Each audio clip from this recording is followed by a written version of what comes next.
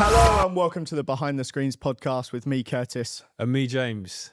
And today we're here with the man himself, the King of Chemo, Iain Ward. How you doing, man? Good. Well, terrible in some ways, but good in overall. I'm just back from a stag doing Ibiza, so. Oof, how was it?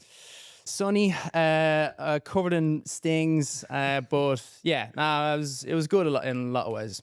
I've got a trip to Ibiza coming up. Yeah. Not a stag do though, but it's a final hurrah, I think, before I have a next kid. So Yeah. That was the same for some of the lads that were there. And you could kind of tell the difference of like going out on the piss with them normally versus like, well, he really went for it. It's like, well, sort of away from what the kid coming. So yeah. So for those who don't know, just give us a little background on who you are, what Sure. you're about, and a bit about your story. So about 5 years ago, coming up to 5 years ago, I was given 5 years as a life expectancy for brain cancer. And when I was sort of given that life expectancy, because I didn't have symptoms from my brain cancer, I saw an opportunity that I could use the stereotypes of having cancer against themselves and break a charity world record for running a marathon, but then use social media as the kind of the main push rather than asking people for donations. Got it. Your whole diagnosis story is absolutely incredible. I've heard you chat about it before. I feel like we need to hear it. Could you run us through? Yeah. Well, I mean, like my surgeon said I was one of the luckiest unlucky like men in the world. So yeah, again, handy for the story, which is the whole kind of point of using social media as the platform. So I used to do medical trials just as an easy way to make money when I was a student, and then when I was working part-time teaching fitness classes. And during one of them, it was required that they always make sure for my kind of candidacy for the different things, they always give you a health screening to make sure you're the you're the baseline of a healthy human being. And so for this, they wanted to have a brain scan, and they went in for an MRI brain scan.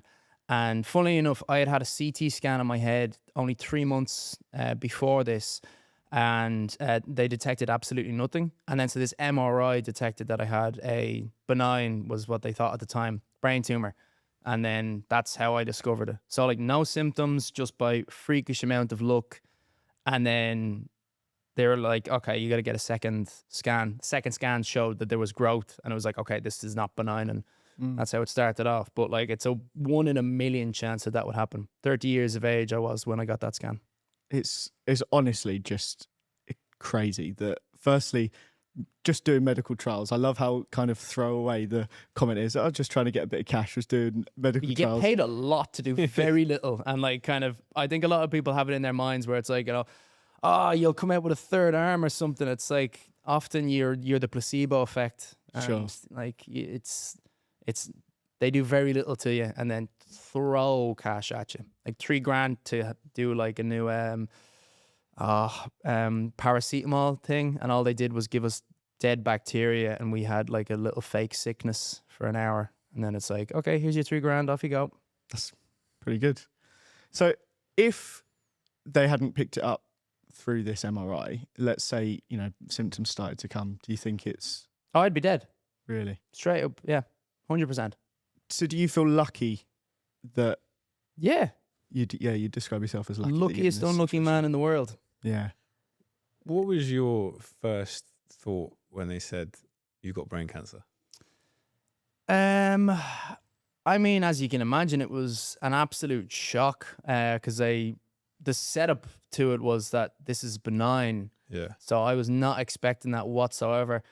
And the doctor picked up on my kind of attitude fairly quickly. And then he sort of just gave me like sort of these are the pointers that you could do to try and better prep for what's coming up.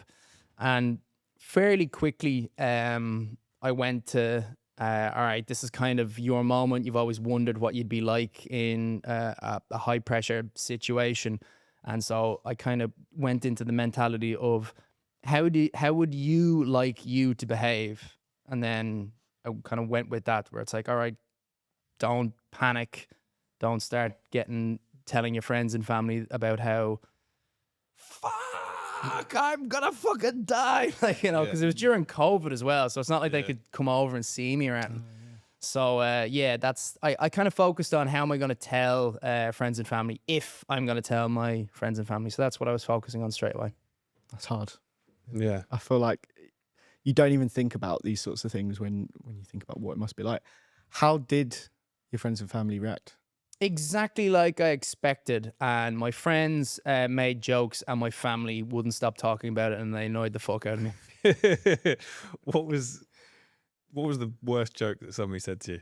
Oh, my mate Billy said like, worst joke, definitely the best joke, was like, do they know how long you've had this brain tumor for? Because it would certainly explain a lot for your previous actions in life. Did they not actually know how long it had been there? No, they don't even know how they're caused. Yeah. Because it's like, it's such a kind of tricky area to scan. Often the only way that you can detect stuff like this is either when people have symptoms or when people go in for brain scans. But people don't really go into for random brain scans because they're extremely expensive to do an MRI test. So like to do that, there has to be some sort of a justification, like maybe you're in a car crash and you like hurt your skull or something like that. But even if it's that where you banged your head really bad and they found out you had a brain tumor, that's still incredibly rare. Yeah. So yeah, they don't know what causes a lot of brain tumors. They have very small ideas, but like nothing solid. Like, you know, smoking, lung cancer. They know that. So, and vaping as well. People like to pretend like it doesn't. Interesting about the story of brain cancer. There's 2 guys from my school that actually passed away from brain cancer. There was one guy, I think he found out when he was in Thailand, and he passed away within a couple of weeks. Then his best friend. How did he find out in Thailand? Did he just like fall down? I think he was feeling really dizzy and he passed out or something like that and found out he had brain cancer. And then his best friend, 6 months later, then got brain cancer and passed away as well. Jesus Christ! Yeah. Did they? I literally just remembered that just now. Would it be something that they were doing together that they suspect it might have? Don't know, but I've only just remembered that now. That's crazy. So they're best friends. Yeah. Jesus Christ! Really crazy, crazy times. Obviously, like the whole reaction day must have been insane. How did the next couple of weeks feel? Like, did it take over your life? Were you trying to do other things to distract yourself? What's going through your head? I was trying to distract myself in a positive way. So over COVID, I'd started up again, like the whole where I'm at now is just so many things that like guided me to be on this path that if like one of those things wasn't there, I wouldn't be here. And one of them was over COVID. It was a good opportunity to start up a YouTube channel. And I love playing computer games, but I didn't want to have that as a waste of time because like you can get sucked into it and it goes from being like kind of social that you're playing something with your mates to being like, you know, 12 hours of you know, Warcraft or something. We're gonna cover games shortly as well. In days. And so I was like, all right, well, if I do a YouTube thing, and my only goal with that was to be like, I am now earning a small amount of money while playing video games. It's not my career, but with that kind of like focus towards it. And then it was kind of like, and hey, if it goes really well, maybe it does become your career, but don't make it my everything. So I'm not like kind of too disappointed. And then when the cancer thing became an issue, it was like, all right, well, I'm going to have a big scar on my head. I might not have hair growing back. So it's an elephant in the room. I have to address it. And I was like, all right, well, I don't want it to be like my whole focus of the channel where it's like, oh my God, please like and subscribe. I have brain cancer. I'm going to die. But I was like, it's an elephant in the room, so I have to be like, I was gonna have this thing where it's like, call it headshots for head cancer, and it's like, right, for every time I get a headshot in a game or something significant, it's like everyone who's watching has to donate a quid. So it's a very small amount. It's something that addresses the issue, but then it's not like kind of my whole focus. And I would just make it that the channel is about entertainment. But then kind of as things went on, I just started thinking about how I still am physically fit and I'm able to do physical things. I have a terminal brain cancer situation. Let's not just make that the elephant in the room. Let's actually make that the kind of the sole focus of the channel. And then so from there, I was like, all right, this is... And basically, as soon as I saw, like, all right, let's just Google what's the world record for most money raised for a marathon. And I was like, okay, that is now my entire life's meaning. I didn't search for anything else. I didn't be like, what's the Bake Off or whatever. It was just marathon was the first thing I Googled, and it was like, right, that. Had you done marathons before? Yeah. I think I'd done 3 at that stage. Dublin twice. I did 2 anyway. I definitely did 2, but then I also had done a triathlon and some other like adventure races. So. And what is that record? Is it 2.3 mil? Is that what it is? It's 2.3 million pounds and some change after that. And at the moment, thank you, Donald Trump, for messing up the American economy, because that means that the dollar is now a lot lower. So it's easier in some ways, because at the start, the amount of dollars needed was way higher. So getting donations from America is more significant at the moment.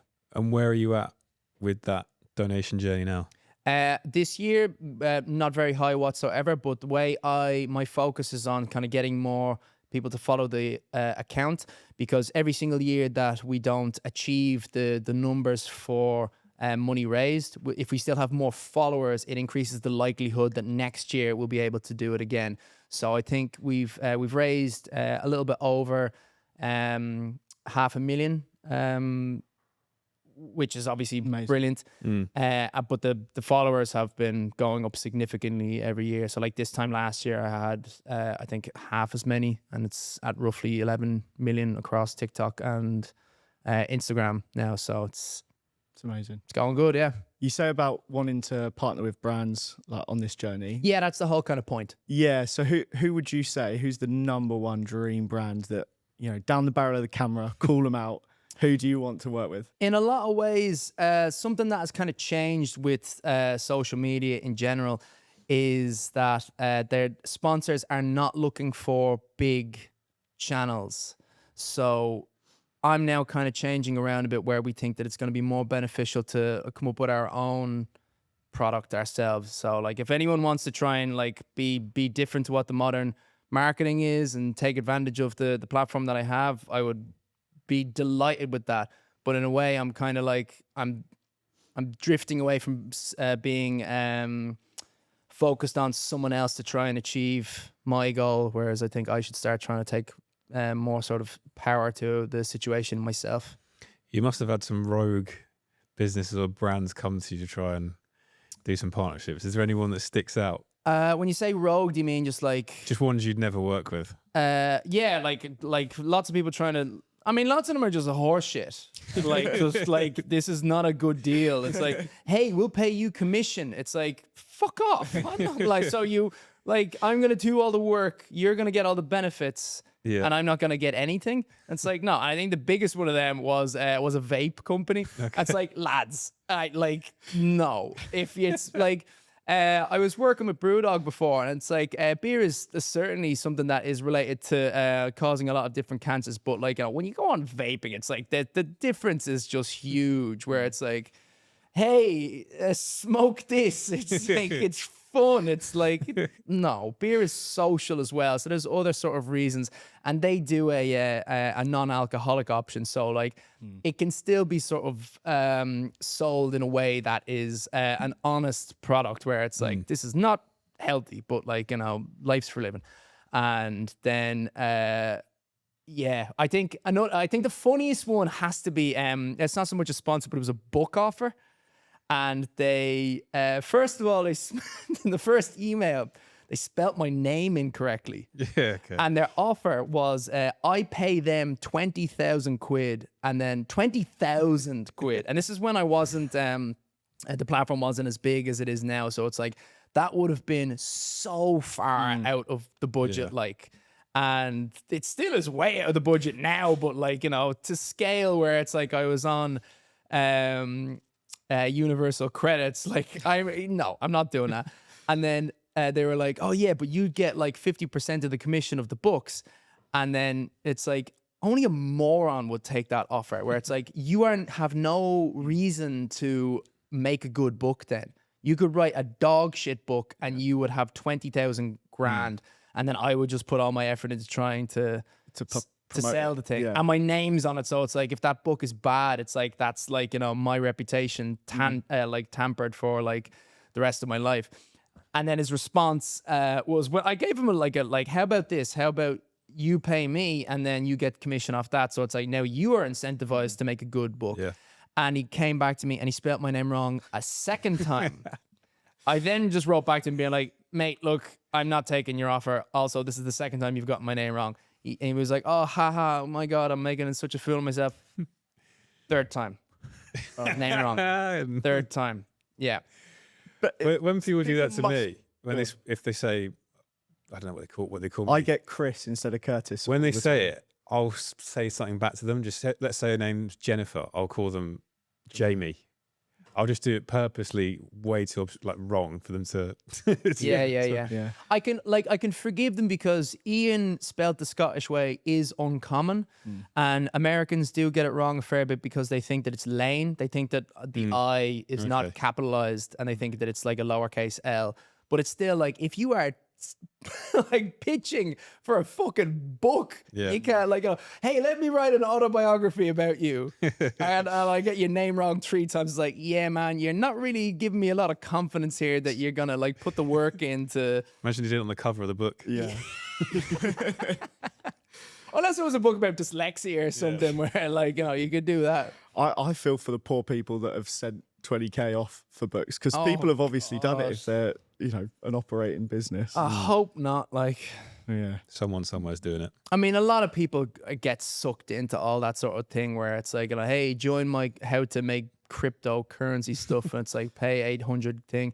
Fitness, the fitness world is awful for that. Yep. They're so bad for it. It's like, we will make you a personalized program. It's like, no, you fucking won't. Some people do it, but like so many people get dirty rich off like, you know, hey, the best way to get abs is to do this. And I'm definitely not on steroids, and I'm definitely not making all this shit up about like, you know, you need to do the intermittent fasting for like 7 hours, not 6 hours. And the 6 hours you put on weight, you need to do it for 7.5 hours. And you need to do abs at the end. It's just like one big Ponzi scheme, isn't it? Basically, just products that don't do anything. It's hard to find people that you can actually like trust in the fitness world. And, Yep.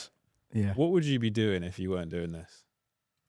My job wouldn't be massively different to a lot of the things that I'm doing now, because I was teaching fitness classes. And I think with how much social media has become so important on so many different businesses, I wouldn't be surprised if I'd like start to being like, hi, I teach fitness classes like online and do the live stream. And and just give it like advice that's not waffle. I want to go back just to wrap through a few things. You obviously had your diagnosis. You then went and had brain surgery. Can we just hear a little bit more about that? Because you were awake during the surgery, and that to me is just insane. Yeah, it's not pleasant. You can often, if you type in like brain surgery into YouTube, often you'll see things that look incredibly gimmicky. Like they'll be playing, you know, a violin or like all sorts of different stuff like that. But there is actually a sensible reason to do that. And it's because the different parts of the sort of different sections of your brain, I always use them as a house where you've got your bathroom, you've got your sitting room, you've got your bedroom, and they kind of do different things towards your life. So it also is massively affected if you are left-handed or right-handed, because your brain is completely different. And so I was the left temporal lobe was where my surgery is going to be done. And it was like, okay, that's going to affect, seeing as that you're right-handed, that's going to affect your ability to speak and potentially your ability to see. So like pretty substantial Quite important things. Yeah, things. And so during the surgery, it was basically playing like a very boring game of Articulate. Do you know that game? Yeah. So it was like, okay, here's the cat, here's the dog. Which one is which? And all they would listen for is going, the cat, the dog, the cat, the dog. And that pause was all they were looking for. And if there was a pause, that would imply that the tissue that they were poking around with was functional versus non-functional, and they would just try to remove as much of the brain tissue that was non-functional, that was sort of caked in the tumor stuff. Wow. I only asked a certain amount of questions because it was like, you're the brain surgeon. Yeah. I don't need to know how much you're squelching around back there. They offered it to you where it's like, do you want to have a look? And it's like, no, no, I did not. Absolutely not. No. Yeah. I mean, some people might. Some people would be like, cool, I want to look, because then it's kind of calms them down to sort of see the. I don't know if it would for me. I'd say most people wouldn't want it, but I'd No. imagine there are some where it's just kind of it when you're seeing what's going on, it's like the mystery is out of the situation. Yeah. I was going to ask you what were you thinking about during the surgery, but you were just playing Articulate basically. Oh no, it was really boring. It was Really? like, it wasn't fun Articulate. It wasn't like at Christmas and you're shouting around like, it was steam I was asking for, Mom, Jesus Christ. Like, no, it's not like fun like that at all. Also, like the speech and language therapist who I was with, like, God bless her cotton socks, but she was so quiet. And I don't have good hearing anyway. And because the surgery was here, they kind of cover your ear in like antiseptic. And so I could only hear through this ear. And there's like, because I'm on this side, there's like a lot of padding that's in the way. Yeah. And I kept telling her, like, can you say it a bit louder? Can you say it a bit louder? Like, my fucking brain function is on the line here. Can you shout so I can hear you? I've got someone who's drilling into my head here. And it's like, how are you not aware that like the vibrations from that are going to be passing through and it's going to be tricky for me to hear you? I'm under enough stress here. Like, Science is insane, isn't it? It's Figuring all those things out. Fuck, yeah. It's mad. What is something that, now that you've experienced this and gone through it, what's one thing that people always get wrong about cancer? Is there something that people will say to you? Is there a fact that people always say that's wrong? I think they used to ask certain questions earlier, and then I don't know if that's just more education about cancer coming out now, or if it's that people might be asking questions about me personally, and they might kind of see the arc of my own story and know more about me. I mean, it'd be nice. I'd like to think that it's more education in general, just because. Well, in a way I wouldn't, because the whole thing that I kind of used my cancer for was that most people think that if someone has cancer, they're in the bed and they're gaunt and sort of weak. And that's from certain cancers, certainly. But a lot of cancers, the treatment is so wide. Oh, actually thinking about it, the easiest thing is idiots that are saying like, oh, they have a cure for cancer already. It's like, who's they? First of all, just who's they? Who's the they? And then it goes into the government. It's like the one government, singular governments. It's like all consuming. It's like, guys, like how often do secrets get leaked and you think that everywhere around the world, the governments and the pharmaceutical companies could all collectively keep this secret of the cure for cancer from everybody? And then it's like, oh, well, yeah, you're just an idiot for not knowing that the government has the cure. Have you had that conversation with anyone like in real life, or is it always comments section? Not in real life, no. It's usually people who are just sort of quacks. Yeah, tinfoil hats, but a different. Yeah, I can understand it in some ways, because there's certainly cases of pharmaceutical companies holding back on certain things that are cures for cancer, and the logic of them holding on to a cure is perfectly sensible, because it's like, you get so much money from treating cancer. Pharmaceutical companies make way more money off treating cancer than curing cancer. So there is certainly a reason for that sort of rumor to be true. But the other thing that people don't think about is, at the same time, pharmaceutical companies are competing with each other heavily. And so even though they would all lose money eventually from a cure for cancer coming out, the one company that gets that cure would make trillions.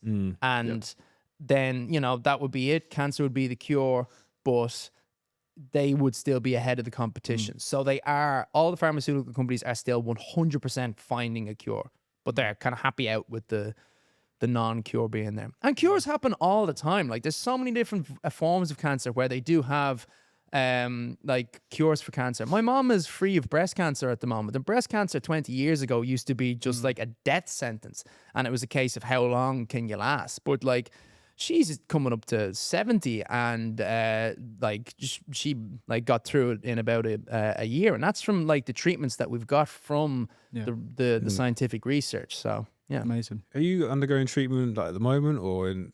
Somewhat. Yeah. I get a scan every 3 months, Yeah. but at the moment I'm very lucky, and that the scans have no growth, which is good for.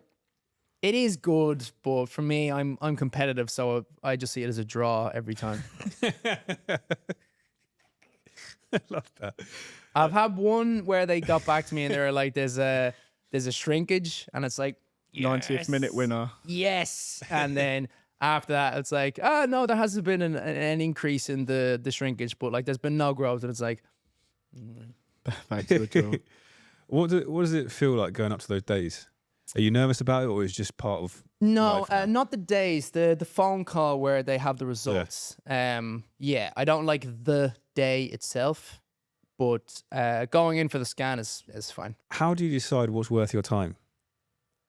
Because you were given 5 years. How do you decide when something's worth you doing it or not?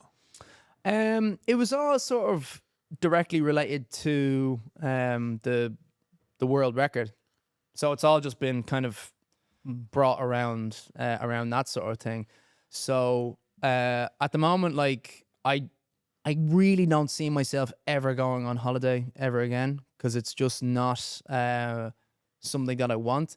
And with my work in general, I get pulled out. And then also, like I was just saying, where it's like I was in a beat that's for stag. That's different. That's like your friends like sort of yanking you out to do certain things, and I'm still gonna go to like weddings and all that sort of. So like for me, that's my holiday. But I doubt very much I'm ever gonna be like, I want to go traveling to this country. It's always gonna be like, I want to go traveling to Japan so I can do the Japan the Tokyo Marathon, or I want to run the length of the country. It'll always be something like that, because for me in general, like, going on any kind of a trip or a holiday, if it's just kind of like based around like seeing sights and, you know, having a couple of pints, that's nice and all, but like if it has an event, it's way more fun. It's just like there's more kind of like the euphoria of you put the work in, you achieve the thing, and then afterwards you can celebrate that in the way that you would like go to Barcelona, and you know, it's a lovely city. But if you do go and do the half marathon in Barcelona and then celebrate afterwards, it's a better experience. Yeah. Do you feel like a greater sense of impatience now? Like, are you queuing up at the post office, like worrying about time and thinking about like trying to be the most efficient and effective with your time? Or does that not in come into your mind? some ways, yeah, but I don't think like, because of my job and I'm like editing on the phone and emails and all that sort of stuff, like having a phone is just so handy for that, because often I can spend my time appropriately. So I remember you were saying about like barebacking on the flights. Yep. Which you can explain. Yeah. But yeah. for me, like, and I'm like, my cameraman Michael is the same, where like we both agree that like long haul flights are amazing for getting editing done, because it's just like the quiet room. Your Wi-Fi is often cut off, and it's just like you've got nothing better to do, and it's brilliant for focusing your time. No My distractions. worst nightmare is flights at the moment, because I've got a toddler. Yeah. I'd imagine. Honestly, we're going. Ah, so your upcoming child is number 2. Yeah, number 2. Yeah, but with him we did with Louis, first child, went to Bali with him, and we did 2 months in Bali. But the flight there was quite easy because he was like 4 months old. Whereas now we're going to have him and a baby when we go on the next flights. And the last flight we did with him was to Greece, and it was 4 hours, and it was the longest 4 hours ever. Like, it was not fun. It's going to get at a lot all. longer next time. Yeah, so I'm not looking forward to that. Have you heard of the slice of cheese on the baby thing? No, what's that? Oh, it's very funny. It's just like baby's crying, and you like you kind of like cast a slice of like American cheese on the baby's forehead, and the baby just goes like. And my mate Johnny, who has a kid, has tried it. He was like, it works. I might try it. For 4 hours though. It's like it's the American like kind of burger cheese thing, yeah. and so it's Yeah. like it's soft. Like, it's never gonna harm them unless you like belt it at them. But like, and so it's like, because it's like just shocking to them, because they're like, it's kind of cold. Yeah, and I just like Interesting, I like that. and they're just like, what is Have you ever seen look the it up if you want to have a lot Yeah. of like fun on social media. Just look up baby sliced cheese when they're crying. you- and It Can you reminded try me- it? I will do. It's reminded me of one clip that's I think a kid, he throws a slice of ham at this woman. It's a Scottish woman, and she's like, "Oh, what the hell's that?" It's a bit of ham on her face. It's so funny. I love the impression. Honestly, let me find the video is so funny. Also, I feel like once you've got the clip, this is the best time to transition into your top 5 pieces of advice.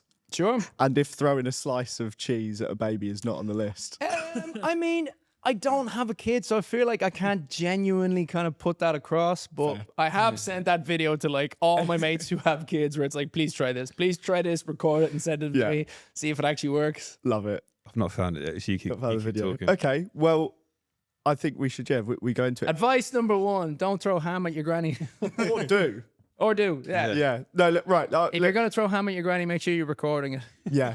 You get 250 quid off you've been framed. Yeah. Let's hit. There's That's, already been. that's me. Oh, okay. I thought it was my laptop. Top 5. That would be actually good advice thinking about it. So I have an alarm on my phone where it's like every hour a little beep goes off, and it keeps you not just conscious of the time, but more where it's like, have you done this little thing? And so I have like a thing where every hour I do, I don't do it currently at the moment, but like 5 pull-ups or 10 press-ups. It's not going to get you into a sweat, but there's a thing called Grease the Groove that shows that the sort of your nervous system, the more you learn like a singular movement, the better you get at it, and it works shockingly well. And you can apply that to other little stuff. Like, so for me at the moment, it's stretching. It's just remembering, okay, alarm goes off, touch your toes. So I would think that is actually a really That piece is a of handy advice. Great start. Yeah, look up Grease the Groove. Oh, I might be getting that slightly wrong, but it's Grease the Groove is kind of what it's the sort of phrase is, but you can apply it with anything where it's like, oh, check your email, check whatever, go back to that thing, or, you know, all those sort of little stuff like that. That stops you just losing track of the day and time getting away from you too. Well, it's more about like things that you don't want to do, that if you do them cumulatively, they actually have a huge effect. So physically, stretching is a big one where people don't tend to, a lot of guys particularly don't like to do yoga. I think that's because it doesn't have results. Whereas going for a run, lifting weights, the next day you do it, you see the results, whereas yoga, you don't. And also it's a preventative exercise rather than a progressive exercise. So if you're trying to run a marathon and you go out training, you're getting closer to breaking the barrier that you want. Whereas when you're doing yoga, you're just preventing the injury that might stop you from being able to train. And it's kind of like, what do I want to do with my time? I'm never going to break that like record that I want myself unless I train. So yoga is a waste of time, even though you kind of know that it isn't. I always think, I know I should stretch more. Like my auntie, she's a yoga teacher, and she was around our house the other week and she got me doing some stretches and stuff. And she said, oh, you should go and do some yoga classes. In my head, it's like, boom. If I went to that, I'd have no idea what I'm doing. I'm going to look like a dickhead. Yep. That's my perception of it. And I think a lot of guys probably think about that sort of thing when they go to, if they go to yoga or Pilates, it's like, oh, I'm going to feel out of my comfort zone massively and not really know what to do. Only one way to learn though. Yeah. I always kind of trick the lads whenever I'm doing yoga classes on my live stream. And I don't say I'm doing yoga. I say that I'm doing stretching and mobility classes for Brazilian Jiu-Jitsu. And I'm like, it's like, I'm not doing anything different. Make it as masculine as possible and then people get involved. And so it's just kind of like, okay, we're going to get into this position here. And like, I kind of just try and make it funny rather than saying like, you know, okay, now we're doing like a child's pose. It's like, oh, that's not macho. So I could say like, okay, we're all going to convert to Islam now and we're going to pray to Mecca. And so I say like, all right, hands come down like this. Everybody make sure you're facing towards Mecca. And so they're like, yeah, that's a bit of fun. It's like, yeah, you're doing child's pose really is what you're doing there. Love that. This is a strong start. What's your second piece of advice? Convert to Islam. I'd say my second piece of advice would be like, don't focus on negativity. It's hard to do. It's the most successful thing in terms of videos in like both mainstream media and social media, and just, I know it sounds like terrible advice, but just distance yourself from like news and stuff like that, because while I certainly think that it's important, if it does affect your life, if you work in finance, then it does make sense for you to look at like what's going on politically, because that's going to affect your job. But if it doesn't, it's like it does you no benefit to just see all the hate that's going on in the world, because you're then just going to go out into the real world, into like the streets, and you're going to just have this kind of anger in your like just body, and then you'll take that out on other people, and it's not a good thing. So I think that the more you focus on just the people around you, your like neighbors going outside, and again, it's not to say like don't be educated on what's going on in the world, but don't fixate upon it, because often you have no power. It's sad, but often, unless you're really going for making that change a big part of your life, you do not have the power to do it. So you know, it's like the example of I can't remember what her name was, the person who was on Snow White, and she made like a comment about what's going on in Palestine and Gaza. And it's like, I don't think you actually have much of an influence in doing that, and now you've wrecked your career. So I know that's an extreme example of that, but I think it's the same thing for people, where it's like you have an argument about something that's like a hot topic on politics, which there's probably a few going on right now, and it's then like, okay, but what you having that row with someone online, what has that achieved in your own life and their life? You're now just angry, and you've spent like 20 minutes writing comments on Instagram that are like, you're now angry. So you've spent 20 minutes of your time making yourself angry. I always think that when like the 6 o'clock news comes on, and almost always it's just 30 minutes of just horrifically negative stories, just sad dial up. Yes, finding that anger dial up. anything they can to be angry and sad about. And don't know why anyone watches it, to be honest. I may as well ask it now, because you're talking about comments on social media. Is there one that sticks out to you in particular that would be like the biggest hate comment you ever had, or negative comment? I really am a social media unicorn. Like I get especially for having as like many followers as I do, I get no hatred. It's very odd, which I kind of am a little bit annoyed at, because I'm very, like, not to pat myself on the back, I'm really good at tripping people up on that sort of stuff, because it's like you don't fight back with sort of a hatred as well. Kill them with kindness. Yeah, exactly, and it's always like kind of a clever way to do it. So it's like let's say I'm playing a game on I play Red Alert 3 a lot, very obscure game at this stage, but the guys that play on that are such children, and so it's like when they're like, you know, you idiot, you will start doing that, it's all like, here man, you seem really upset, like, are you okay? Is there something going on at home? It just winds them up way more. They want to get a reaction. They're not getting it. They want you to fight back and be like, you know, I'm not gay, or like, you know, the stupid insults that they always do. Or I go like, well, I am actually gay, and I'm okay with that. And my family are all right with that. I'm happy, and my husband is happy. And like, just say stuff like that, and they don't know where to go. It's like, you know, like if you can't accept that in your own life, that's you. But I'm content with my being. And then on the flip side of it, you've obviously got a super inspirational story.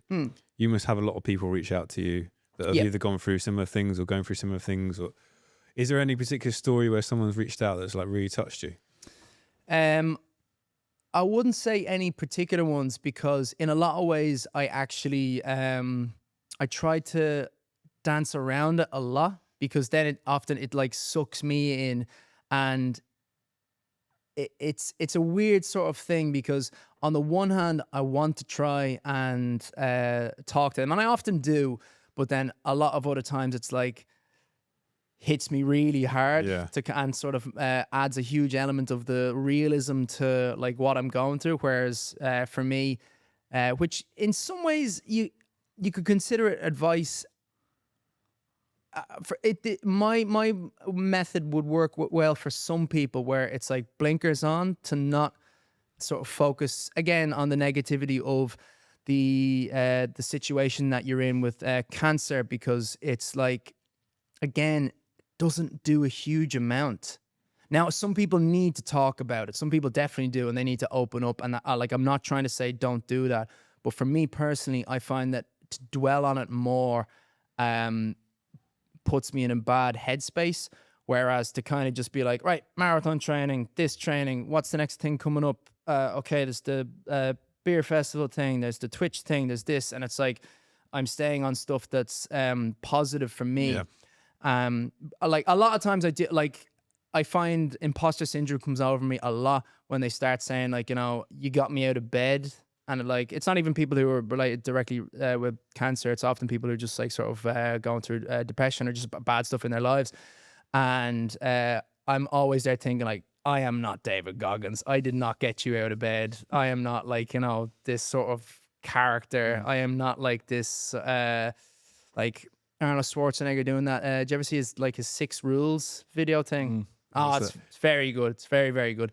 But that's the kind of thing where it's like, you know, get you out of bed, get you sort of 2 feet out the door. And I find it difficult to think that I'm that person to some people.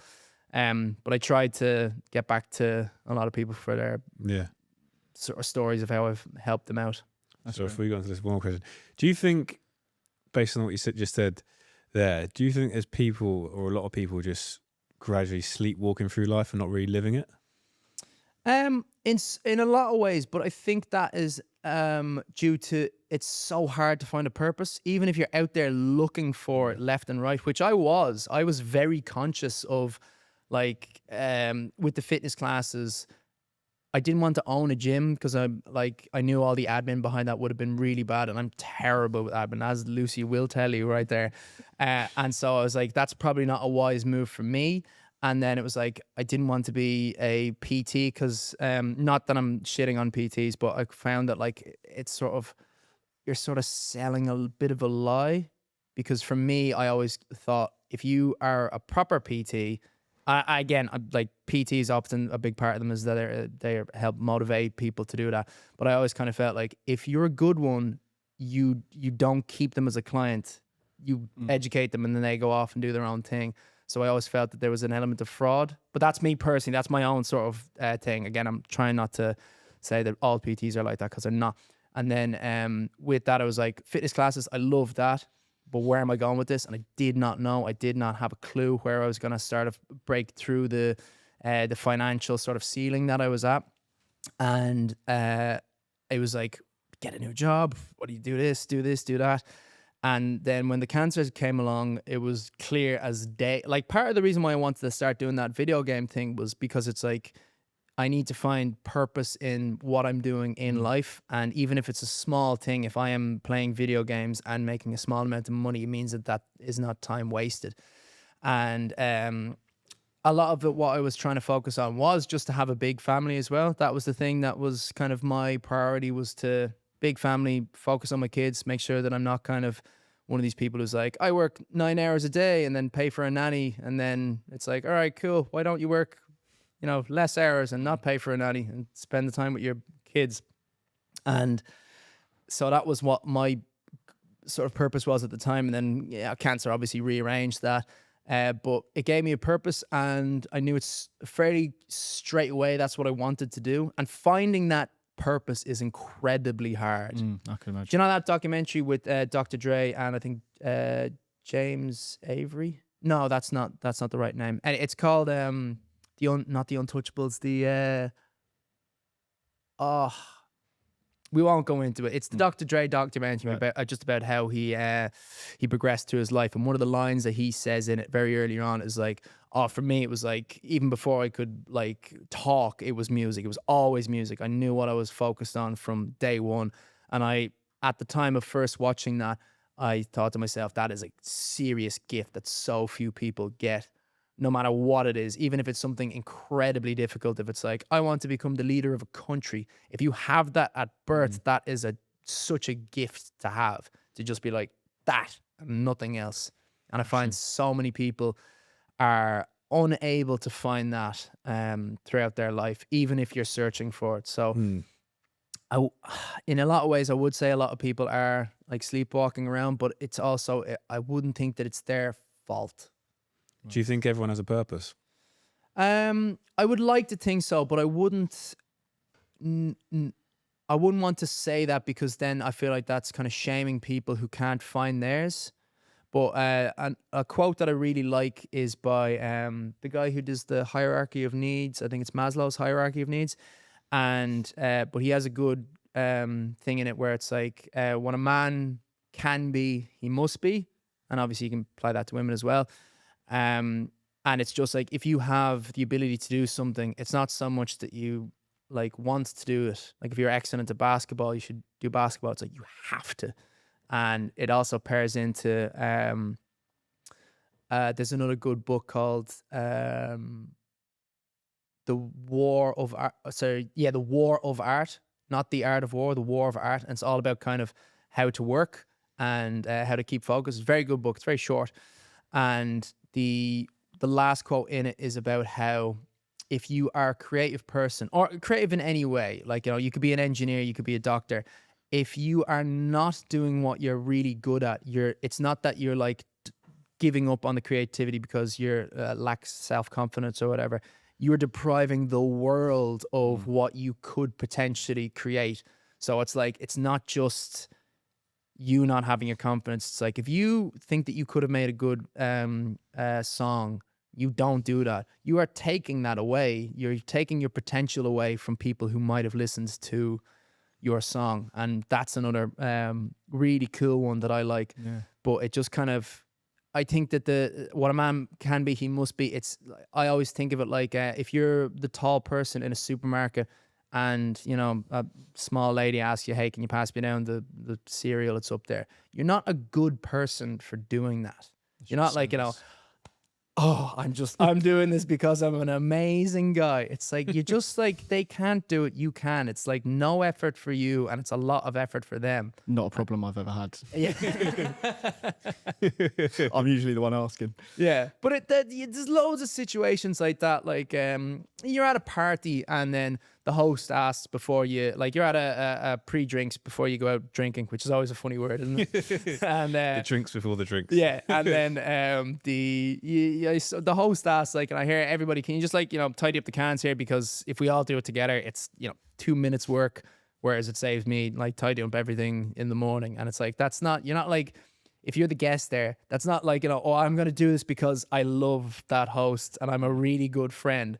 It's just a fucking like baseline of what should be expected. Yeah, exactly. Of like just being a human.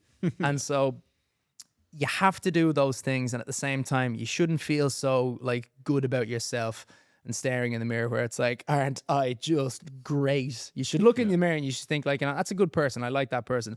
But you shouldn't be like, you know, oh, I passed down the porridge to the old lady earlier on today. I am such a good person. Let me tell that story on social media and pretend that it was candid.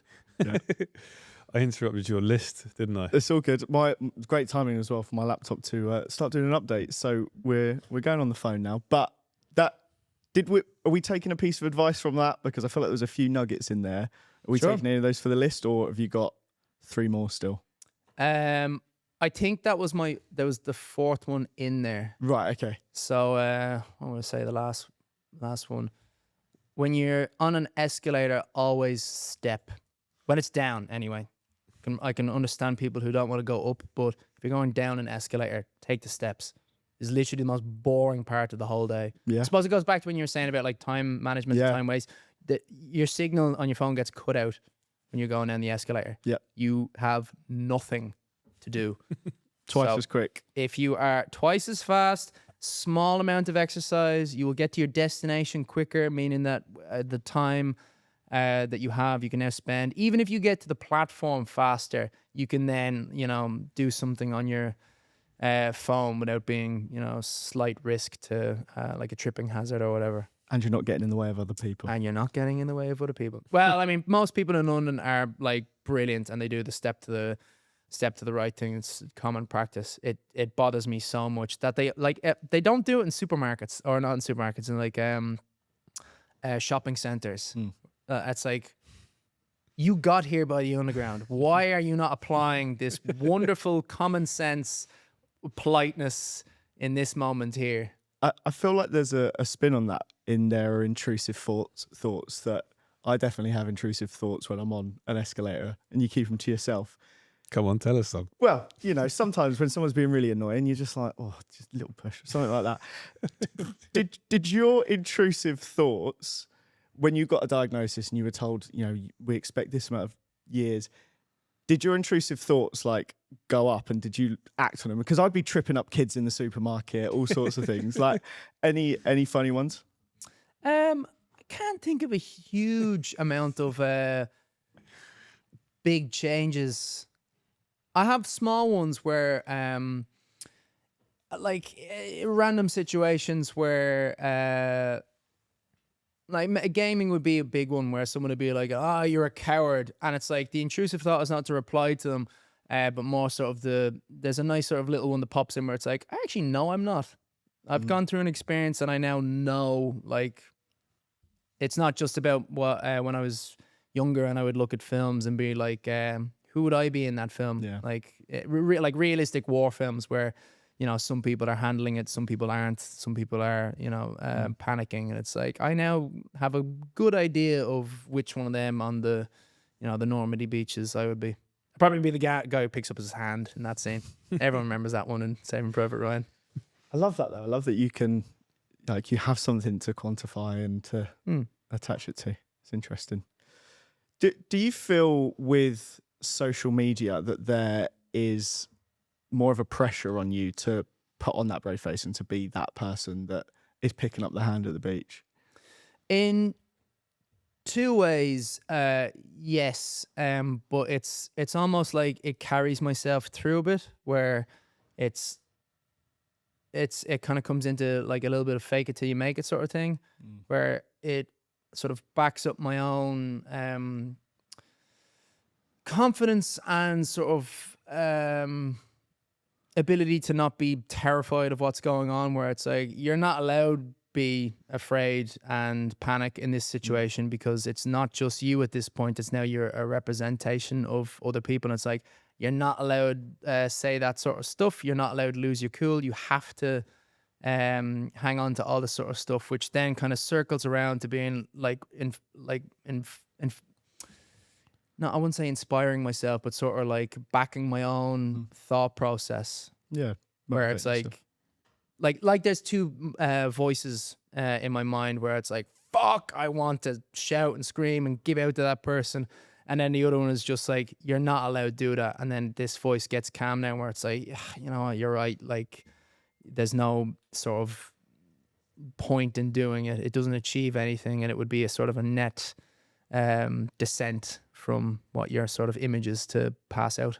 Makes sense. You mentioned then about fake it till you make it. It's relatively similar, but also very different. Belle Gibson, the story of the girl. Have you seen the Netflix? Belle Gibson. Belle Gibson. Apple Cider Vinegar, the Netflix series was called. So she was an Australian influencer who faked having brain cancer. Oh yeah, I saw that. Her name is Belle Gibson. I'm pretty sure. Something like that, isn't it? Yeah. Really? Let me double check. I never picked up on that when I was actually watching the thing. Her name's Annabelle. Annabelle. Oh, called okay, Belle. there you go. Yep. Okay. Yeah, because it's just like Belle Gibson, Mel Gibson. Yeah.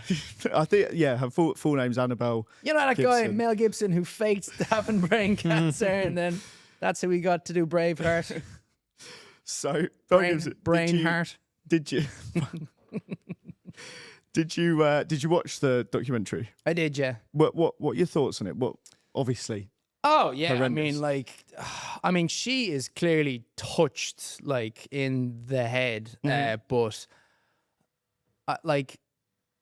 I think she is in a mental space where she's so delusional that it's not so much that she wanted to scam people. She's just like doesn't understand well, ethics would be one certainly, but also doesn't like sort of what's the word where it's like you're trying to feel someone else's emotions. Is it empathy? Yeah, the lack of empathy. I think that she just doesn't have any.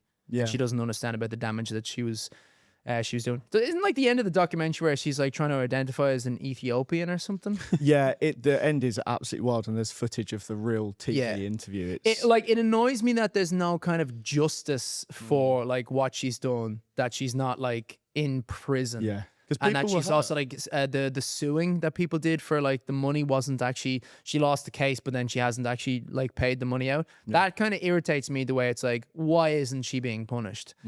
Like she's not going to feel bad about it. She'll be in prison just sort of being like, oh, I don't deserve this. And it's like, she's never going to feel the a genuine sort of sadness for what she has done to others. Much like OJ, I saw one of the documentaries about like him and like afterwards, and like clearly he does not care at all about what he 100% did. If you're denying it, like it's baffling that he even got off it to begin with. I can kind of understand him with the Rodney Cole thing that preceded it so much. So I could kind of like understand the reasoning back at, like, it's kind of easier to step back when you're not at the time that it was, and sort of how much everybody loved him and how much like the character was, and like people still do it where it's like, you look at the Michael Jackson documentary, and people still like sort of think that there was nothing dodgy going on, and for me it's just sort of like the chances that happened so many times. There's all sorts going on. And it's not even like it happened once, it's like it has to have happened once, that something quite negative. So many noises and voices saying it. And it's like on the other side, I completely understand where it's like, right, why would anyone accuse him of this sort of thing? It's like, there's loads of reasons why the accusations would go in, but because obviously there's a huge amount of money to be made, but like there's just too many things that don't quite fit that.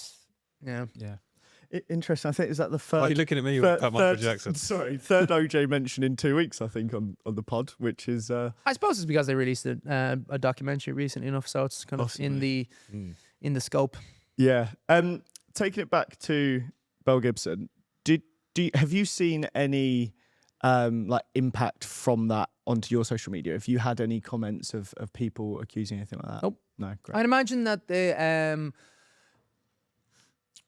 the way I speak is like quite genuine. Like no one has seen me saying like, hey, take soursop tea, because every time every so often when people are like, what are the supplements that you're taking? What are the medications that you're taking? I'll say to them, I'm taking soursop tea, I'm taking turmeric, I'm taking the mushroom, the various mushroom sort of extract. But then I'll also come up with being like, there's anecdotal experiences that say this might help with cancer, but there's no evidence. And my logic is that it's not particularly expensive to buy it, so that's why I'm buying it. And then also it's got vitamins in it, and there's scientific knowledge to show that it's good for other stuff. So even if it's not good for cancer, it's not the end of the world for your health to take it. So that's very different from Bella Cunty Face or whatever her fucking name is, to be funnily enough, is it? That's actually cool, that's one. And so like she's there lying her ass off to be like, this cured my cancer, and it's like, you're a piece of shit. And I hope that there's an afterlife, because we know where you're going if it is true. And then I would imagine that a lot of people pick up on that, where it's like, well, I mean, he doesn't sound like he's scamming anything, because where's the moment where he's like, hey, do this and it cures the thing, and I'm selling that product to do it. And then the same thing where it's like, I'm trying to break a world record, and it's like it's all there. That's how much money was raised. The American Cancer Society have me as like an ambassador or champion, which is a pretty cool title to have. Love that. And it's like, I don't think people would be like, I don't think the American Cancer Society would do that with someone who's like, buy this lettuce. It solves all your ailments. That's so you've got this figure in mind that you want to hit for this world record. Mm-hmm. Everyone in life has an idea of success. Is that what success looks like for you, hitting that record? Yeah, it's all very numbers based for me. So it's again, it kind of goes back to me being like quite a gamer growing up, where it's all sort of levels and milestones, and I suppose being in the fitness, going to the gym a lot, the same sort of thing, where it's like, how quick can you do a 5K run? How much can you bench press? How much can you deadlift? All that sort of stuff. It's all just little numbers. And in a lot of ways, it means nothing, and then it means a lot. And so for me, it's like the two numbers that are always a big factor to me. I suppose views are the same thing. No, I couldn't give a shit about views, because it's like, unless it leads to more followers, I don't really care. So if anything, it's actually really frustrating. If I was to do like a really good video and it's like, how many followers do I get? None. Okay, cool. That was shit. And then, but then it's like getting the followers, and then getting the hopefully getting that to lead to more sponsorships. So that's the whole thing. So I'll give you a simple example. So like when last summer, when the numbers of followers doubled, I got some not subscriptions. I got some sponsors, but not nearly as much as I was expecting. So even though the social media did brilliantly, I didn't actually feel, I felt happy for a short period of time, but because it didn't emigrate over to my final achievement of more money going towards cancer, to charity, like the happiness dropped off fairly, I wouldn't say fairly quickly, but it was just sort of teetering down with sort of the frustration and the anger of having come so far with this thing and then not having much translate over to the other thing. Why do you think that is? Why do you think brands aren't getting involved like you thought they would? Because marketing has changed, and so the focus is a lot more on smaller brands than bigger brands. They still do it. They still would have, Ronaldo and Mr. Beast and all sorts of stuff like that. So the concept still works, but it's just not as potent as it would have been 5 years ago. Yeah. Who inspires you? Like you're an inspirational character for a lot of people on social media. Is there anyone that inspires you? There's like inspiration is there's a lot of people who have given me great ideas that I've certainly focused on and learned from their advice. Schwarzenegger would be like a simple one. I used to think that he was, when I was a child, a bit of a moron, and then I saw Pumping Iron, and I was like, oh my god, this lad is like Muhammad Ali, like winding up the other bodybuilders, but still being really friendly, and like his focus. And then I read his book, and it's just like Bill Burr has a brilliant sketch on Arnold Schwarzenegger. It was like, this guy's been in the zone for 4 decades, and it's like achieved so much in so many different fields, and it was just like down to his simple concept of always just do like reps on whatever it was. Like he was a millionaire before bodybuilding was a popular thing financially at all. Like very little money was made in bodybuilding back then, and it was simply because he was looking at real estate papers for like 5 years and just learning about real estate and how it works from reading the fucking paper, like not going to an education. And then he just learned, there's a lot of good ways of making a good finance here. I will buy this house and then I'll rent it out and, do all that. And then eventually he just got to like selling out an apartment. And then so he's there and he's like winning his 5th bodybuilding competition or whatever. All his competition are not making a huge amount of money. They all have 9 to 5 jobs on the thing. And Arnie was a millionaire at the time. And at the same time, he was off learning how to act. Yeah. And so paying for acting classes, and then within that itself, he was saying like, I always wanted to be like, the main character, and they always wanted to play me as like, the bad villain. I knew I would never progress to being the number one unless I had the main role. And so he was like, he refused roles that other actors would have taken to just like, I need the money and I need to get my foot in the door of Hollywood if I want to achieve. But like, that's something that you're more driven to do because you need the cash. Yeah. Whereas Arnie already had that, and he had done the research, and it was like he knew that if he comes in and does bit parts and he's the extra, he's never going to be put because it kind of does that. It's like you're always going to be in this category. Typecast. And then he knew to. So many funny films. I'm thinking about ones that he was in. Junior, remember that one? Yeah. When he gave birth to yeah. And I walked into the living room the other day and Kindergarten Cop was on. Oh, I quote that all the time. John Gibble. It's not a tumor. I quote that all the fucking time. I love this. I just love the accent, the impression. Oh, he does so many like funny lines in films that aren't necessarily funny lines in general. Yeah. Even like, you know, like Predator. Like, how often is that quote where it's like, Dylan, you son of a bitch? It's like the fucking size of the Twins bicep. as well, that one with Danny DeVito. Oh, that's brilliant. Yeah. Oh, he's just such a one-line machine. Like, one thing that actually comes from Predator that is a good line that is always kind of laughed at a bit because it's Arnie, is like, if it bleeds, we could kill it. But I've actually started thinking about that so much more, and it's actually unbelievably motivating if you think about it.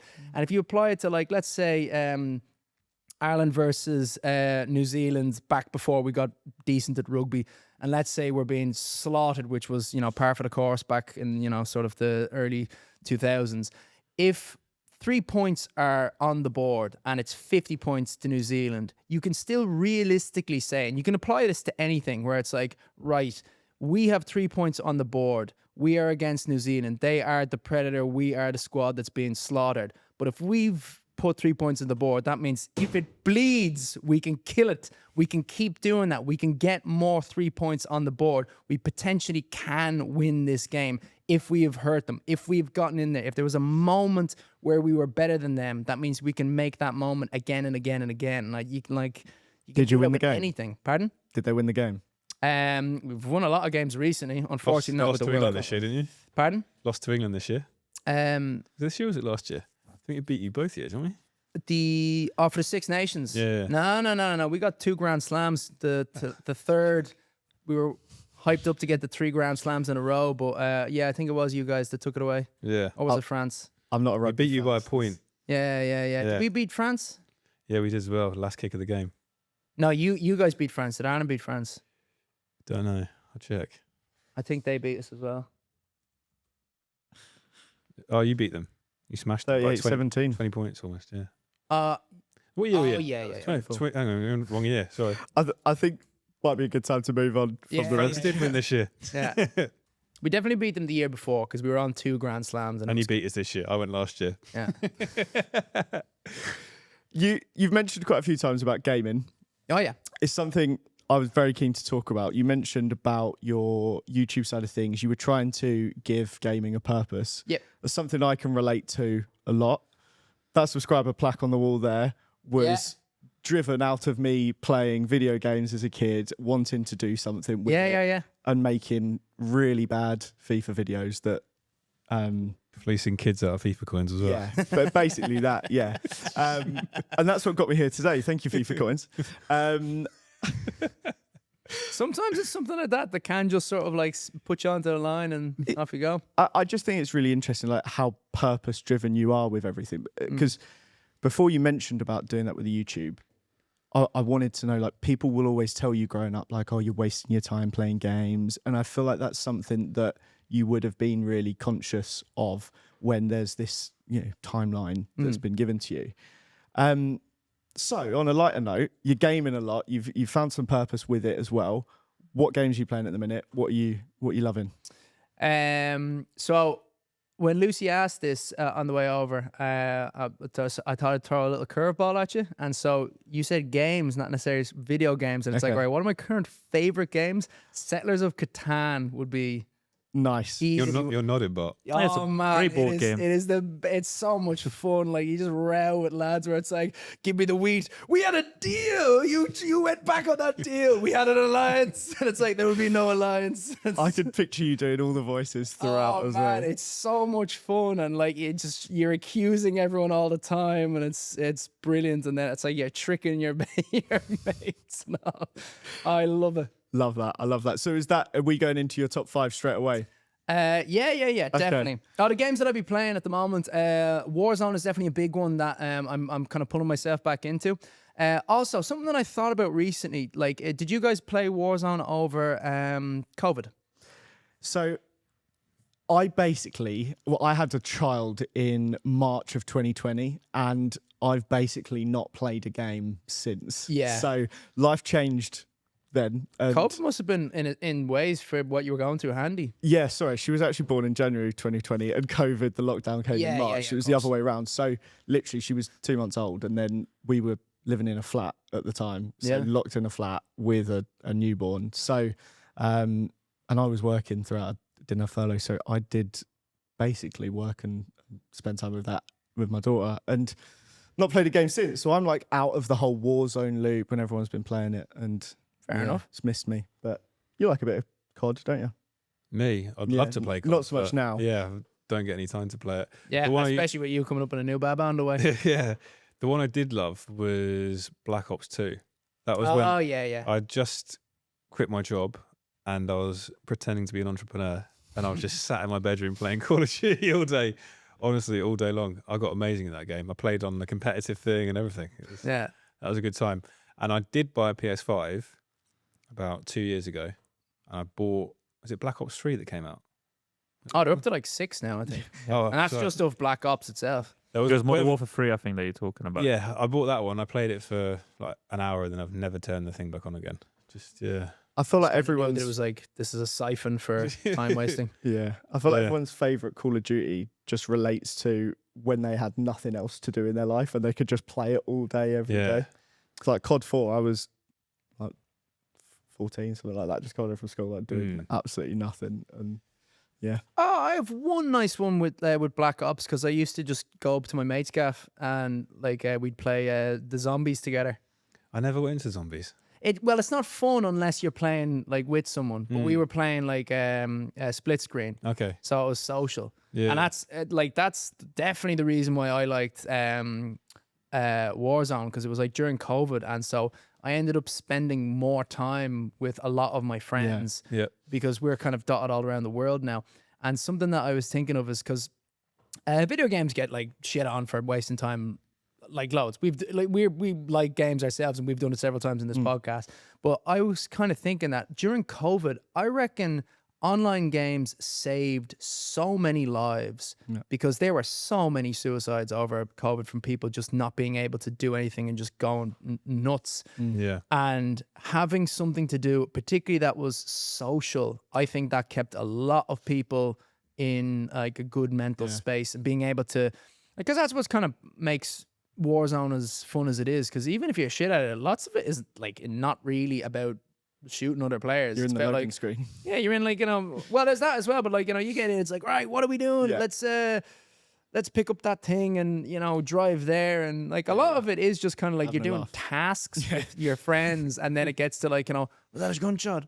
Should we stay away? You know, it's kind of like it's lots of decision making. So it is like a very social in a lot of ways. That I saw kind of a YouTube essay on the kind of the popularity of the game and why it worked, and using it as comparisons to why it didn't work in other ways. And I never thought about that, where it's just like, it's the same thing where you're planning a trip with people and it's fun in the organization of it, where it's like, all right, who's going to order the taxi? Should we go here? Should we go to that thing?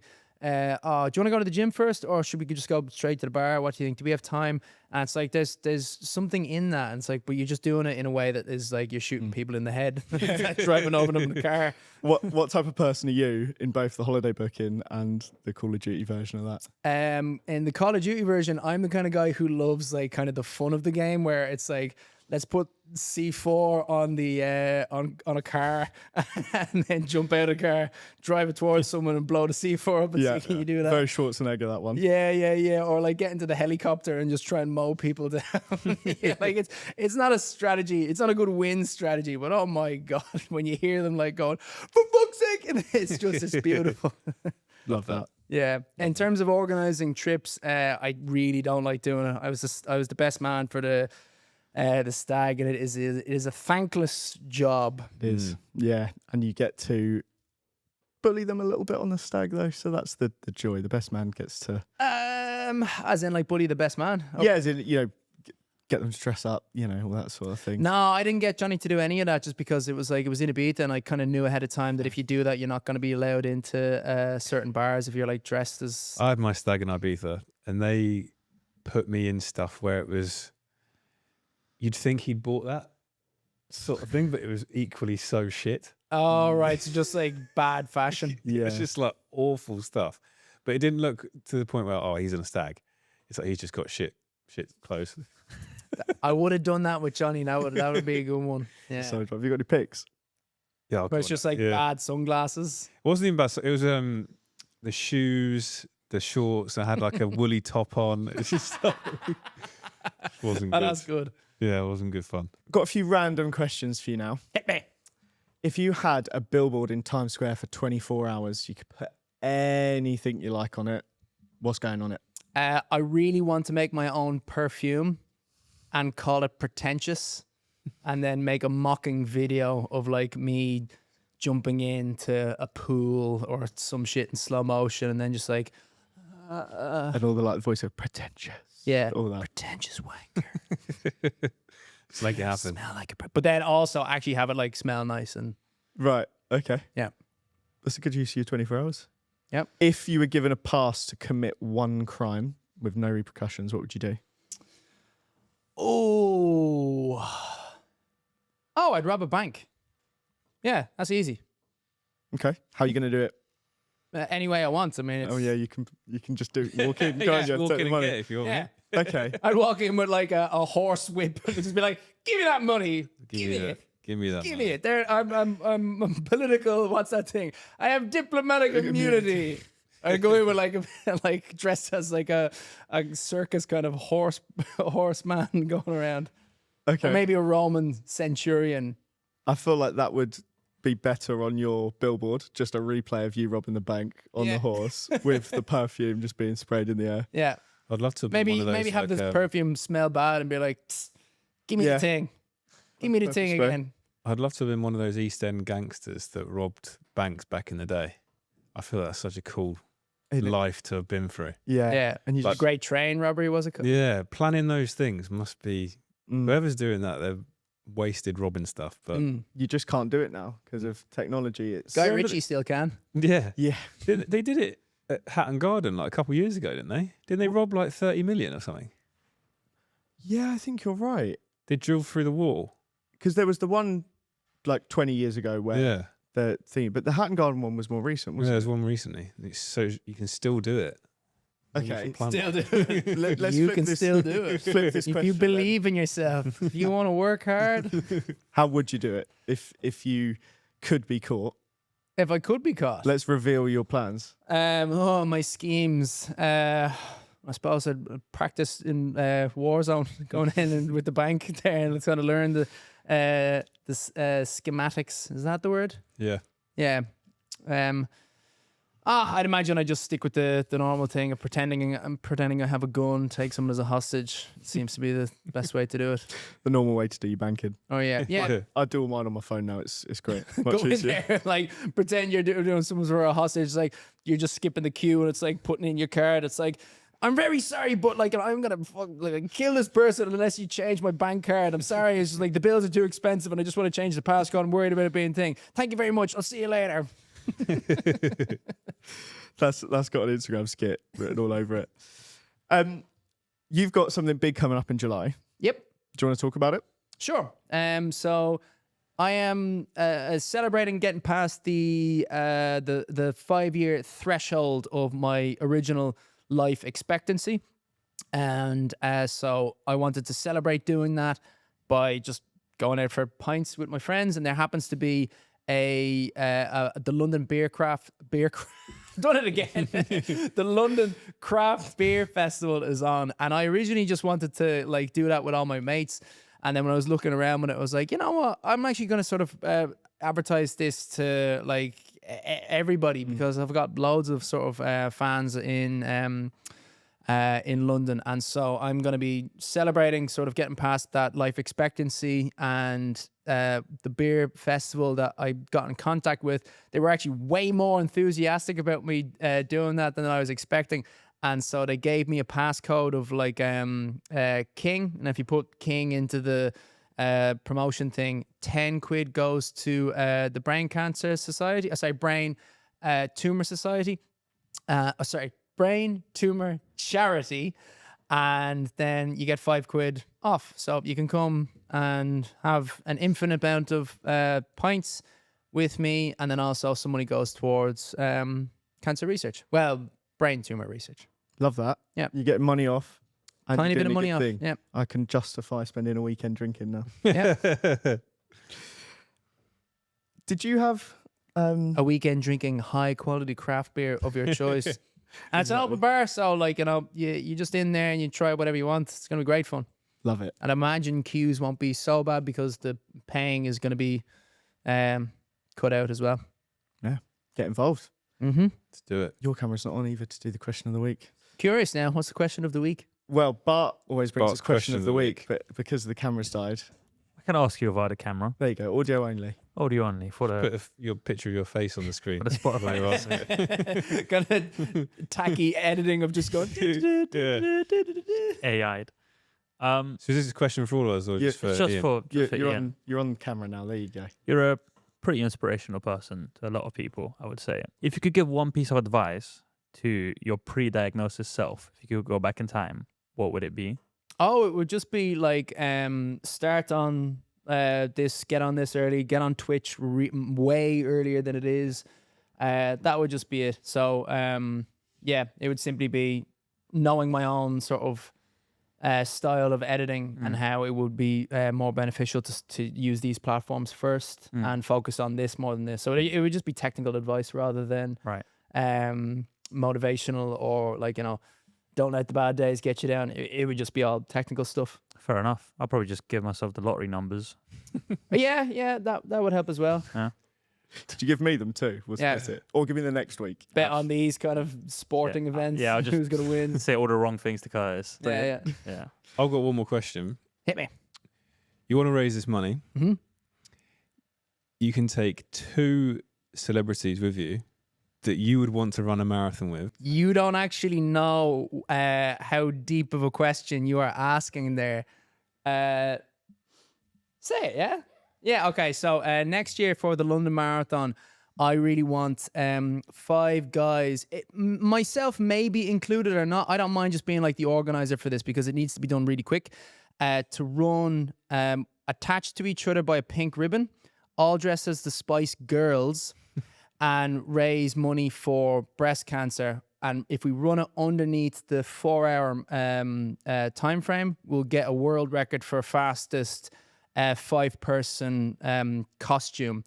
And so I've thrown it out to like a load of different people. Funny enough, the Hardest Geezer and Mo Farah, they did a video recently where they were like, hey guys, what do you want to do with us? What do you think we should do next? And I was like, well, I mean, you're perfect for 2 of the Spice Girls and you are both runners and I both have like got as minor connections to the pair of you. So it's like, please get on the team. So them 2 lads be one. Then like Joe Wicks was someone else who I mentioned too, and somewhat of an interest in it because like something that a lot of people need to know is that it's not about like, no, I won't do it. I don't want to do that. It's timetables. There are lots of people. And also the training for this would be very difficult. But yeah. However, I have actually thought of a really easy way. Well, not easy, but like a good way to get used to it. And it would be like, let's say if me and one of your lads joins up together and we do a community run where we are attached, so we kind of get used to the rhythm of how you'd have to run with somebody, but then we'd also say like, hey, come do this community 5K run with us. So we'd be bringing in a lot of attention for what we're planning on doing, while at the same time we'd also be practicing what it's like to like run while attached to people. But it would certainly be a hard thing to do, mostly for the person who's going to be in the middle. Well, I was going to ask, are you going to be in a straight line or like is sideways? I'd say it'd have to be sideways because straight line, I reckon, would be the hardest because... Especially if Mo Farah's at the front. Like, yeah, you're in a lot of trouble. I don't, who would be...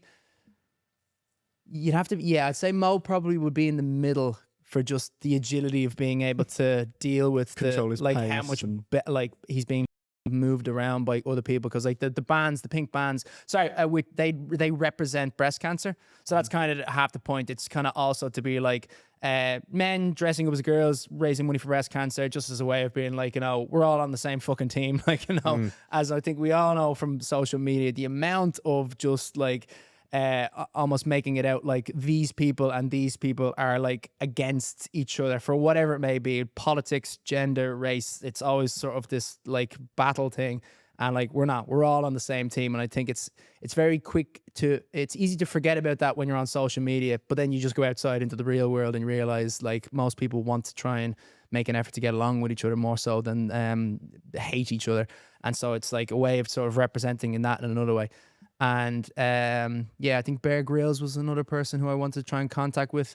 I don't know how much he'd want to actually do the running itself, but to like kind of help us out with the training, the promotion, and what I kind of think that like when we get a lot of celebrities to do this sort of stuff, it's not just like the amount of collective followers that we all have together. I think it wouldn't be an ad. I think it would be multiplied because it would just add so much more attention. And then even if we were doing the community runs, even if someone, let's say we're doing it with Bear Grylls and Bear doesn't want to do the marathon itself, let's say he's busy with television doing something, we still might be able to do like a community run with him where he's helping us learn how to train, doing with the belt thing. And, you know, it's all stuff like that, just getting people involved.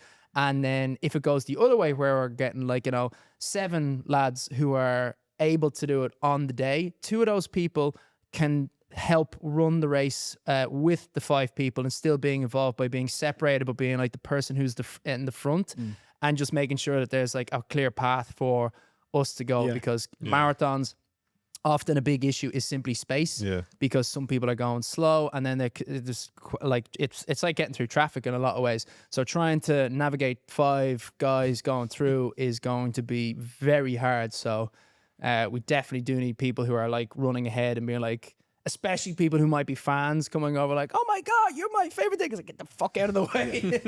we got to do this by time. If you're a fan, then don't like ruin this world record that we could be cracking at the end.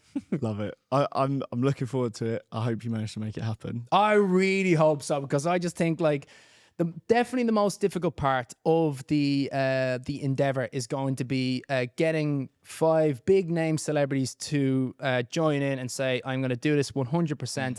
And that's not to show that they have a lack of commitment. It is because everyone has busy schedules. And then there's going to be a lot of sort of outside involvement needed to do that as well. So that's definitely going to be the hardest part. But if we can get like 5 lads to say yes to doing it, then the money that we're going to raise for breast cancer is going to be so much. And 4 hours running, particularly in the way that we're going to be, 1, dressed up, and then 2, the attachment, that is going to be hard. So I reckon you're probably going to have the fitness of being able to run a 3.5 hour marathon. So that's not an easy amount of training. I mean, I'd like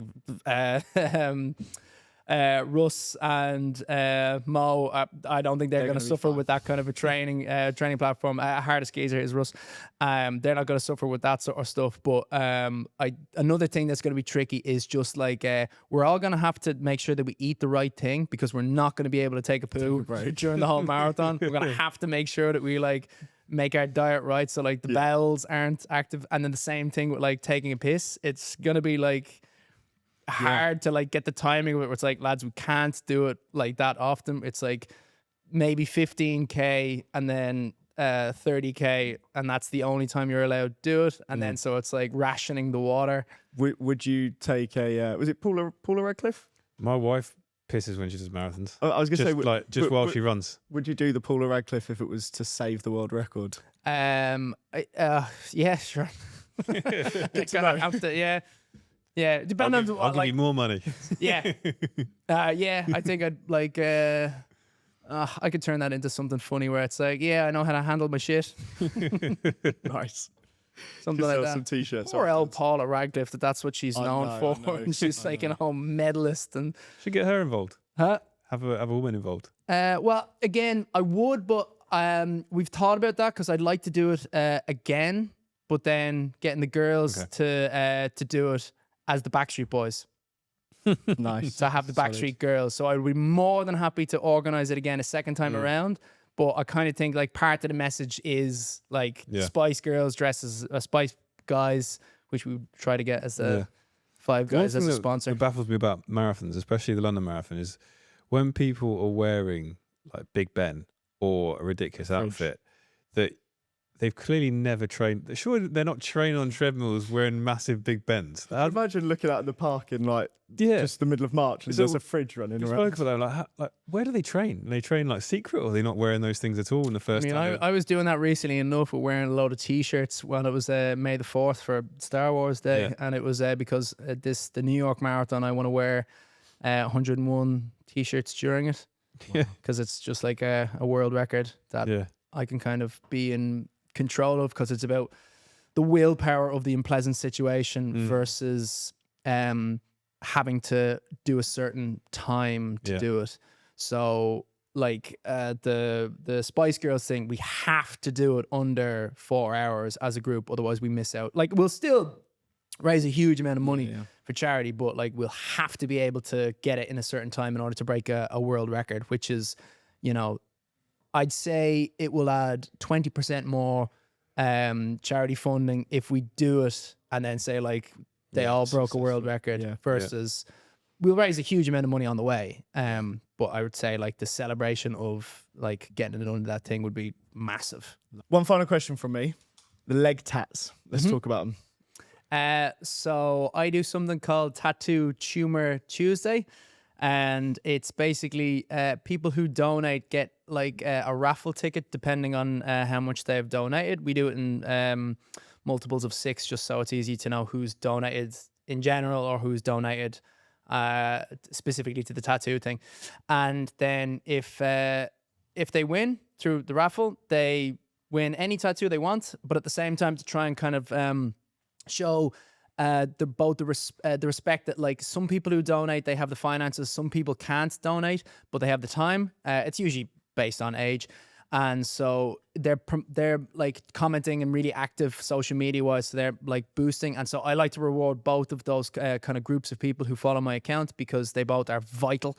And so the person who gets the top comment every time on the video that I release, I get both of those tattoos put on me. I wish I was wearing shorts and I could show it off to you now, but yeah. What's the worst one on your leg? Or do you regret having that on you? I regret the first one, because it was the very first one was off a guy who I'm not, you're probably gonna figure out afterwards, but is a YouTuber, and I was saying to him he has brain cancer as well, where it's like, oh yeah, if I get that tattoo, would you mention me in your thing? And it was very early days of this sort of thing, and he never followed up on it. So like I have a kind of a permanent reminder of someone who's like a flake. That's a frustrating one. So that would be the one that I regret the most. The rest of them, like, you know, a lot of them are sort of like risque, but in a way like that's kind of fun. Like, have a Rangers tattoo, like a Glasgow Rangers tattoo now. And Brilliant. yeah, just taking the piss out of me for being like Irish and therefore like that's somewhat Catholic. Is there a fixed fee to get a guaranteed win of the raffle? Kind of. It's something that I've introduced now, where it's not just words, but the person who's the number one donator that month gets a tattoo of any kind of image. Okay. So whatever image you want, it's kind of near the other side of my leg. So for the tattoo, normal ones, the weekly ones, they're words that are limited to like 20 characters or so, and obviously not like, you know, certain political and racist nonsense. Technically, the Rangers thing is like racist, but like we can accept that one. That one's fine. They're an institution now. Yeah, exactly. So like, you know, as long as it's not something that's like deliberately there to like hurt other people and upset people. Irish people would have a sense of humor where it's like, you Protestant bastard, you dirty Catholic. Like, you know, that'd be grand. So what I'm trying to ask, what was the winning bid last month for the whatever they wanted? We'd have to look it up, but like, yeah, you just have to look out for who was the person. Actually, I do know who this last minute month. It's this guy called Paul Rice, and I keep saying he's the winner, but like he doesn't respond back. So we have to kind of put it to like whoever was second for the last 3 things, which is beautiful in one way, where obviously he's just doing it out of the kindness of his heart, but it's another way. It's kind of like, you've earned it. Like, you've got a canvas here. Yeah. And so like I've got the 2 of the previous winners. They were one of them was my cousin's husband, and he got all his football team to come together. And so like the original one of the winners was like Park Life FC.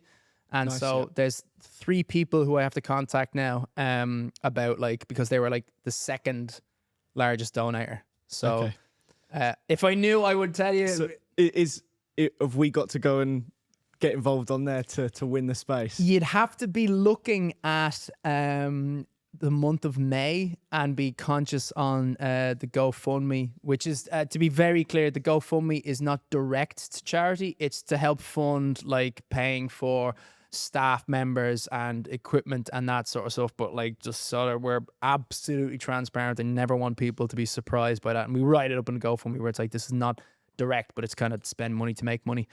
And so it's I'm kind of gonna make more of a focus on it this month now, where I'll be like, hey, whoever has donated the number one amount has just been like topped by somebody else, and someone else has now got like kind of in first place. So Right. Okay. yeah. Well, What would you get? watch Behind the Screens, listen to Behind the Screens, something Well, that like was that. the original idea of why I wanted to do all this tattoo stuff, because I was kind of like, it was based off of this thing called A Million Pixels, which is like there's a million pixels on a normal screen. Back at the time when it was happening, I think it's different now. And your man was selling $1 per thing, and he wanted to make $1 million. And then what happened was a lot of companies got wise to this, and it's like, this is actually really cheap advertising for what we're getting, because this is kind of trending around. It's quite popular. So it's like a billboard that's international.